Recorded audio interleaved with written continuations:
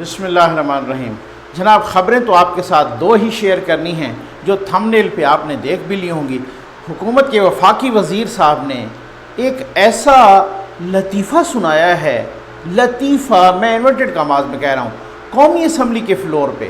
آپ یقین کیجئے، میں تو کہتا ہوں میری اسیسمنٹ یہ ہے اگلے 24 گھنٹے تک آپ کی ہنسی نہیں رکے گی، وہ ذرا آپ سن لیجئے گا۔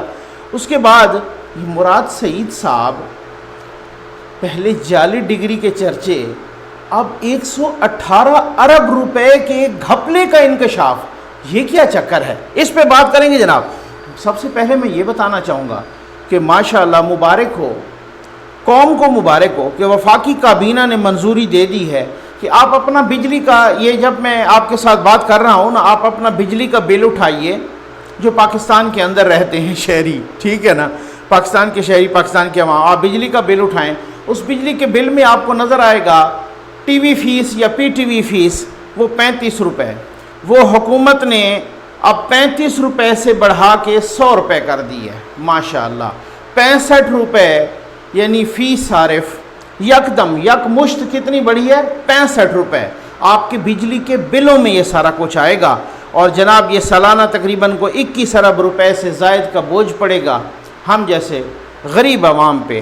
چلیں جی، اب میں حیران ہوں، ہم کوئی کالونیل پیریڈ میں رہ رہے ہیں، پی ٹی وی دیکھتا تک کوئی نہیں، اور آپ بلوں میں فیس، یعنی جس طرح سے میں معذرت کے ساتھ کہوں گا جیسے جگہ ٹیکس نہیں ہوتا، سنتے تھے نا، ٹھیک ہے نا، جیسے غنڈہ ٹیکس ہوتا ہے، یہ وہ ٹیکس لگا کے عوام کی جیبوں سے بٹورنا، اور پھر بھی آپ چیخ رہے ہیں، پھر بھی کچھ نہیں پوری ہو رہی۔ دوسری طرف آ جائیں جناب، دوسری طرف یہ ہے کہ وزیر توانائی جناب عمر ایوب صاحب نے ملک میں 12 گھنٹے کی لوڈ شیڈنگ کا اعتراف کر لیا ہے۔ جی ہاں، اب لوڈ شیڈنگ کو نام دیا ہے پاور مینجمنٹ۔ کان سے دوسری طرف سے پکڑ رہے ہیں نا، عوام کو پتہ نہیں بیوقوف سمجھتے ہوں گے۔ تو وزیر موصوف صاحب فرماتے ہیں کہ جتنے مسائل ہیں نا وہ ساری پچھلی حکومتوں کا یہ کیا دھرا ہے۔ بڑی مزے کی بات بتاؤں آپ کو، میں ان کا ایک سٹیٹمنٹ بتا رہا تھا، میں پڑھ رہا تھا عمر ایوب صاحب کا، اور وہ کہتے ہیں کہ جناب ماضی کے حکمرانوں کی غلط پالیسیاں آج بھی ٹھیک کر رہے ہیں۔ ماشاءاللہ میں قربان جاؤں ایسی معصومیت پہ، ٹھیک ہے۔ اب میں عام طور پہ ایسے پکچر نہیں لگاتا، کوئی ویڈیو نہیں لگاتا، لیکن یار آج میں ضرور لگاؤں گا۔ یہ آپ کو نظر آ رہی ہے پکچر، یہ آپ دیکھ لیجئے نا۔ عمر ایوب صاحب 2008 سے 2013 کاف لیگ کے ٹکٹ پہ تھے، 2013 سے 2018 نون لیگ کے ساتھ تھے، اور 2018 سے آنورڈ پی ٹی آئی کے ساتھ۔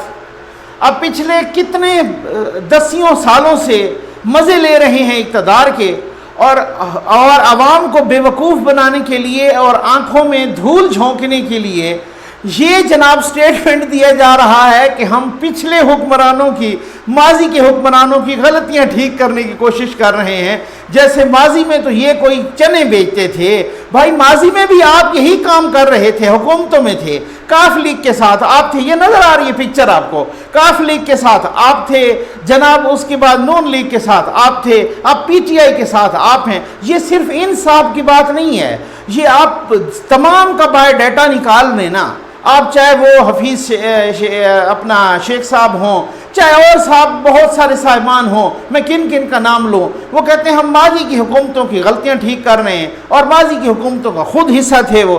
میں تو حیران ہوں۔ اب انہی عمر ایوب صاحب نے ایک اور بات، میں آپ کو ایک اور جلدی آج بڑے یوں سمجھ لیں کہ سنتے جائیں اور بس گھبرانا نہیں ہے آپ نے، ٹھیک ہے نا۔ پیٹرول پر انہوں نے اعتراف کیا ہے کہ سینٹ میں یہ بتایا ہے، ٹھیک ہے نا، کہ کہہ رہے ہیں کہ پیٹرول پر ہم 47.86 یعنی 47 روپے 86 پیسے، تقریباً 48 روپے یہ ٹیکس لے رہے ہیں۔ ڈیزل پر ہم لے رہے ہیں، یہ عمر ایوب صاحب نے خود سینٹ کے فلور پہ بتایا ہے کہ 51 روپے 41 پیسے لے رہے ہیں ہم۔ تاریخ کا سب سے بڑا ٹیکس ہے، وہ جو بڑے ٹویٹ کیا کرتے تھے نا ٹیکس کے بارے میں، ٹھیک ہے۔ اچھا بڑے مزے کی بات آپ کو بتاؤں، وہ کہتے ہیں کہ جناب اگر ہم یہ ٹیکس نہ لگائیں تو پھر یہ سینٹ میں یہ جو لائٹس جل رہی ہیں اور پھر یہ ارکان کی تنخواہیں یہ کون دے گا؟ اب یہاں تک نوبت آ گئی ہے کہ ٹیکس اگر پیٹرول پہ نہیں لگے گا کہ سینٹ کی لائٹیں بھی نہیں جلیں گی۔ میں قربان جاؤں، بس میں یوں کہہ سکتا، ادویات کی پھر قیمتیں بڑھا دی گئی ہیں جناب، حکومت نے منظوری دے دی ہے دوا ساز کمپنیوں کو کہ جی ادویات جو ہے نا آپ 7 سے 10% بڑھا لیں. پہلے ہی کمر ٹوٹ چکی ہے عوام کی. آپ اتنی سی کوئی ڈیٹول کی شیشی لینے کے لیے جائیں, وہ اتنی سی بوٹل جو ہے نا آپ کو جو 45 روپے کی آتی تھی وہ 100 روپے کراس کر گئی ہے. اور آپ جو چیز آپ اپنے رشتہ داروں کو جو اوورسیز پاکستانیز ہیں وہ فون کر کے پاکستان سے پوچھ لیں کہ جو 150 روپے کی دوائی ملتی تھی وہ 250 روپے کو کراس کر گئی ہے پہلے ہی. اب پھر سے بڑھے. پچھلے سال یہ منظوری دی تھی کہ آپ 5 سے 7% بڑھا لیں. اس دفعہ جناب منظوری دی گئی ہے کہ آپ 7 سے 10% بڑھا لیں.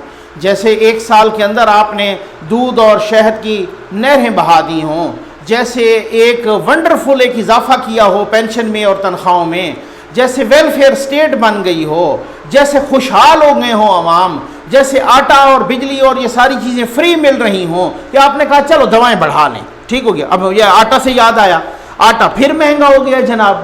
پھر 3 روپے فی کلو کے حساب سے چکی والوں نے مہنگا کر دیا, وہ 70 روپے کہیں کلو پہ جا پہنچا ہے. چینی پھر ایک دفعہ مہنگی ہو گئی ہے. پہلے 90 کی مل رہی تھی, پھر اس کے بعد 2 روپے 36 پیسے مزید میں. یہ تو وہ آپ ریٹ بتا رہے ہوتے ہیں نا کہ جو بالکل وہ مل سے اور اس کا جو آگے پھر پرچون کا ریٹ ہوتا ہے وہ تو الگ ہوتا ہے. پچھلے 15 روز میں کو 4 سے 5 روپے اضافہ ہو گیا. اب آپ کو میں لطیفہ سناتا ہوں جناب, سنیے گا. بڑا یہ آٹے کی بات ہوئی نا. فخر امام صاحب ہیں, فیڈرل منسٹر ہیں فوڈ سیکیورٹی کے.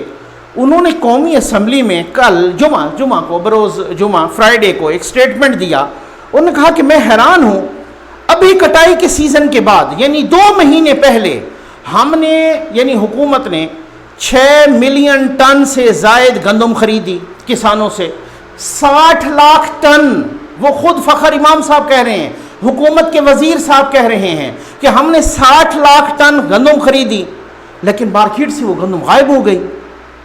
اب وہ کہتے ہیں کہ 60 لاکھ گندم خریدی گئی 2 ماہ پہلے, لیکن یہ وزیر صاحب کے الفاظ ہیں, میں کوٹ آن کوٹ کہہ رہا ہوں. 2 ماہ پہلے کہتے ہیں کہ 60 لاکھ ٹن گندم خریدی گئی, لیکن کوئی نہیں جانتا گندم گئی کدھر. اب میں قربان جاؤں کہ جب حکومت کے وزیر کو ہی پتہ نہیں ہے کہ گندم کدھر گئی, تو یار میں پھر کیا طوطا فال نکلوانے والے سے جاؤں تو بھائی تو مجھے بتا کہ گندم کدھر گئی ہے.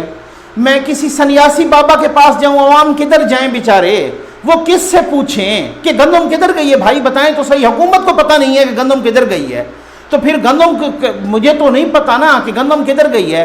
جب حکومت کو ہی پتہ نہیں ہے کہ بھائی گندم تو ہم نے 60 لاکھ ٹن 2 مہینے پہلے خریدی تھی, تو وہ گندم مارکیٹ سے کدھر غائب ہو گئی ہے, تو پھر میں کس کے پاس جاؤں؟ کیا میں قرآن نکلواؤں؟ کیا میں طوطا فال نکلواؤں؟ کیا میں کسی سنیاسی بابے کے پاس چلا جاؤں؟ میں کدھر جاؤں؟ میں ایک عام بندہ کدھر جائے؟ مجھے اس چیز کی سمجھ نہیں آ رہی. کسانوں سے لی 1400 روپے فی من, بک رہی ہے 2000 روپے فی من, ملتی پھر بھی نہیں ہے, پھر بھی غائب ہو گئی ہے. پھر ظاہر ہے اسی طرح سے غائب ہوگی تو مہنگی. بھائی میں تو بولوں گا, میں تو بڑی معذرت کے ساتھ آج کہوں گا کہ مجھے دکھ ہے. الحمدللہ یہ بھی سن لیں, الحمدللہ مجھے روٹی کی پرابلم نہیں ہے. ٹھیک ہو گیا نا. ہم اپنی قلم کی مزدوری کرتے ہیں, اپنا بولتے ہیں, اپنا لکھتے ہیں, اسی کی مزدوری کرتے ہیں اور یہی مزدوری کو ہم کھاتے ہیں, اور الحمدللہ اچھا کھاتے ہیں. ٹھیک ہو گیا نا. میرے بچے اچھا کھاتے ہیں, اچھے جگہ پہ پڑھتے ہیں, مجھے وہ والا مسئلہ نہیں ہے.